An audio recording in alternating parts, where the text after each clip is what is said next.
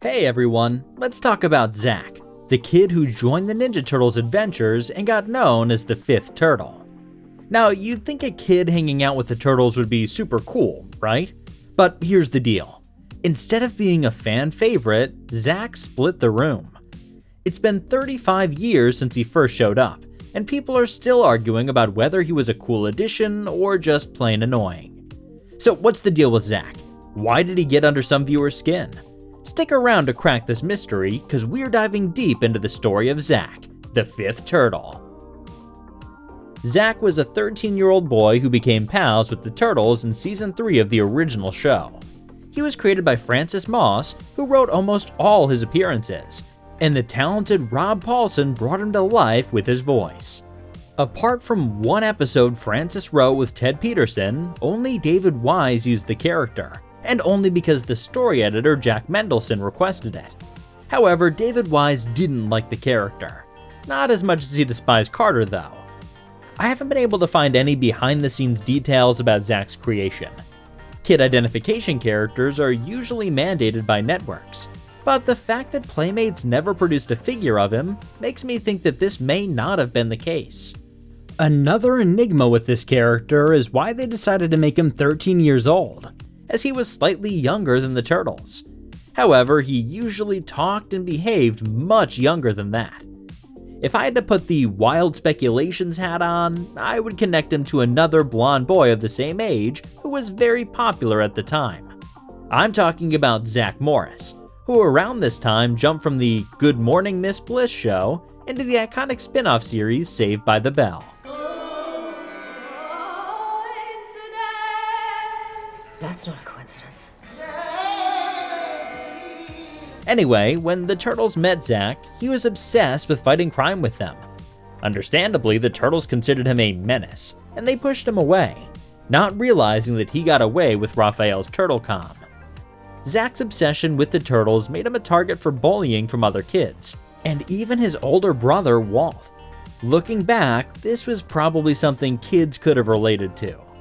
In any case, Walt didn't believe in the existence of the Ninja Turtles, which infuriated Zack. That night, he heard a conversation on the Turtlecom about Bebop and Rocksteady stealing something from a lab, and he decided to give the Turtles a hand. He came in with his turtle bike and interrupted the fight against the Shredder. His helping attempt only allowed the villains to escape victorious, and the Turtles pushed Zack away one more time. However, Zack only pretended to go away. He put on some special paint on the floor of the van, which allowed him to trace the Turtles back to their lair. Surprised by the kid's ingenuity, Splinter welcomed and congratulated him for pointing out how careless his students had become. After giving him a tour of the lair, Splinter made him promise not to put himself in danger again by trying to help them. Unfortunately, by then, the Shredder was aware of Zack's connection to the Turtles and sent Bebop and Rocksteady to set him up. After hearing about the Shredder's plans, Zack decided to ignore his promise and went to help the Turtles anyway. Or at least I think they set him up. The other possibility was that they simply revealed their plans and gave up on kidnapping him. What do you think? Anyway, he fell into the trap, and the Shredder used him as a hostage to trap the Turtles too. This gave them all the time to use some crystals to power up the Technodrome. The Turtles should have lost there, but Zack had a special skill. He also liked machines and tinkering with things, and during his time with the Turtlecom, he discovered a way to make it emit a very high frequency sound. By doing this, he destroyed the crystals and the villains were defeated. Having learned his lesson, Zack decided to stay friends with the Turtles and started a fan club. Coincidentally, there was an official Ninja Turtles fan club at the time, so I imagine this could have increased their numbers. At the end of the episode, Splinter gave him a Turtlecom and named him an honorary fifth turtle. And the cherry on top? Zack finally gets to show his brother that, yes, the Ninja Turtles are real, and they're his buddies. Zack appeared 5 other times in the canon of the show. In The Great Boldini, we met his friend Caitlin, who was also very good with computers. Hey, it might work. Say, you're pretty good. If you're gonna say for a girl, forget it. But when it came to being an honorary turtle, the Turtles suggested Caitlin be more like an assistant, kind of like April. Yep, even in the world of honorary turtles, there's a glass ceiling. But hey, Caitlin and April weren't really aiming for the turtle title. Still, Zack and Caitlin survived an attack from Don Turtelli and the Rat King and were essential in helping the turtles defeat them. Since Don Turtelli was in this episode, it contains one of those problematic tickling scenes that have a completely different meaning these days, and probably back then as well.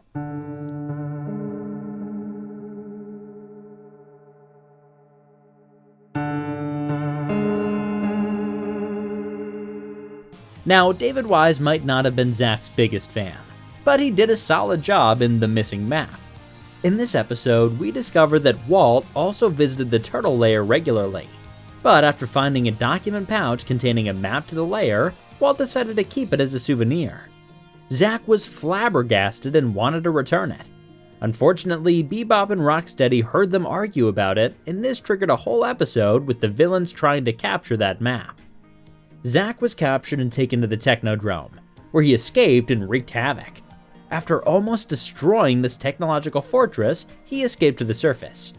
Walt ended up redeeming himself, risking his life to save the turtles. Since he wasn't a girl, he was named an honorary 6th turtle. However, I should clarify that being an honorary turtle didn't make him as close to the turtles as Zack was. David Wise used Zack again in Bebop and Rocksteady Conquer the Universe. In this story, Zack was essential in helping the turtles defeat the 2 henchmen who took over the city after getting their hands on the Anxiotron Ray. This weapon left its victims in a state of permanent fear, and the turtles were hit by it. Zack teamed up with Splinter, but in the end, it was he who recovered the ray and reversed the effects on the turtles. By the end of that episode, given that he was the smallest turtle, he used one of Leonardo's swords to rescue April from inside the giant Gorgonzola robot. This became another of Zack's unique skills, being smaller and being able to use a sword. From this point on, Zack became as popular as the turtles in-universe. Being human allowed him to show up on camera and appear on the Channel 6 news more than once. In Zack and the Alien Invaders, he got sent to a military school after getting in trouble because of his wild imagination. He kept seeing false alien invaders everywhere, and people stopped believing in him. Imagine his surprise when he discovered that his school was part of an alien invasion that was turning recruits into zombies. With the assistance of the turtles and the other recruits, Zack was essential to scare Wingnut and Screwloose back to their planet.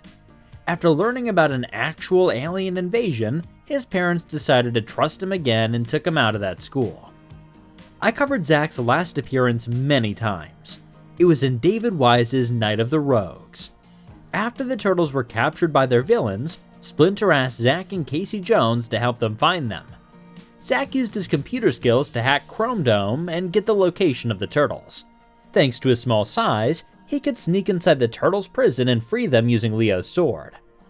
There is another appearance of Zack, but since it happened in a turtles' shared dream experience, it doesn't count as canon.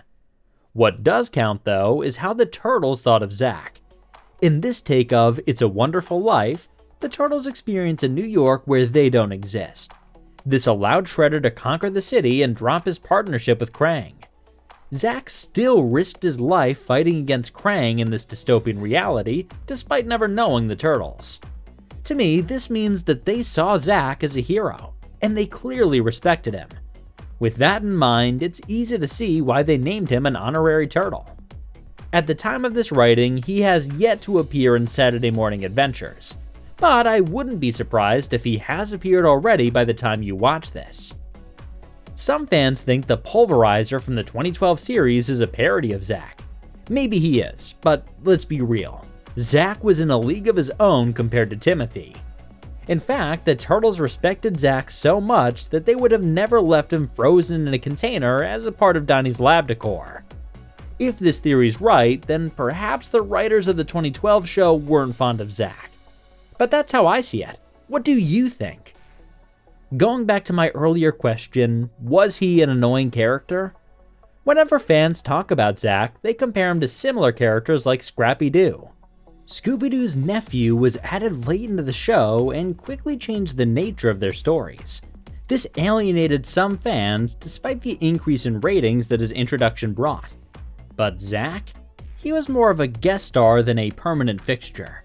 He didn't really alter the core of the show, though some might say his voice was a tad grating. I've got a theory, and hear me out.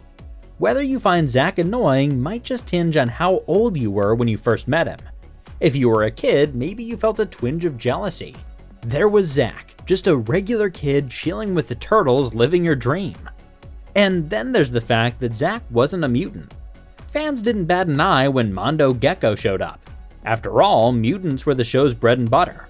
But Zach? Just a regular kid with a quirky voice. He didn't quite match the outlandishness we expected from the show.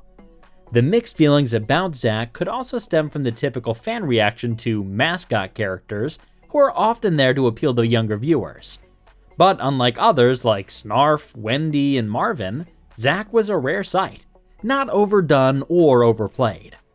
Lastly, whether you hated the character because you were jealous or because he simply didn't fit with the show, you probably met more fans who felt the same way, and that only reinforced your first impression. As a kid, I was on the fence with Zach. I was also probably a little jealous of him, but I liked the character. Mostly because his appearances were special. He wasn't there all the time, and while he wasn't as cool as Zach Morris, he was okay. As an adult, I don't mind Zach. He's alright, but not as funny as other human characters like April and Irma. Like many things you judge as a kid, Zach demands a second chance. Who knows? After all these years, perhaps any reasons you had to hate the character faded away. And if you're too young to have lived through Turtlemania, you can give a second chance to another annoying character of your childhood. Leave a comment below with a character you hated as a kid and how you feel about them now. Thanks for watching, see you in the sewers.